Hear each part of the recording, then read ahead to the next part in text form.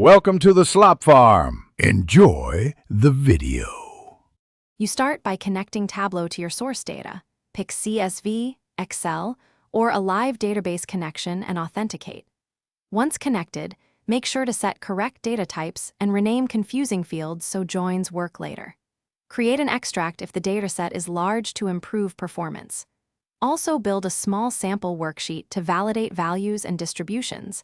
This prevents wasted time downstream. These preparatory steps let you pivot quickly into analysis without redoing basic fixes. Once data is clean, model relationships. Choose joins or relationships based on granularity and ensure keys match.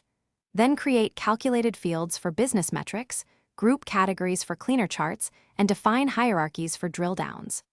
Use parameters to let viewers change inputs dynamically, and leverage level of detail expressions when you need fixed aggregations regardless of filters. For running totals or moving averages, use table calculations and test results against raw numbers. This combination gives you precise, flexible analysis ready for visualization. Now build dashboards by arranging sheets and using layout containers so visual elements resize predictably. Add interactivity through filter actions, highlight actions, and parameter controls so users can explore. Craft informative tooltips that explain metrics. Once assembled, validate key numbers against source files and walk through use cases with stakeholders to confirm intent.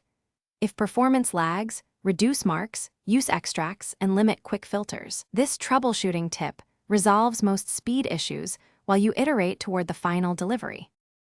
Thanks for watching. Consider subscribing if we helped you today.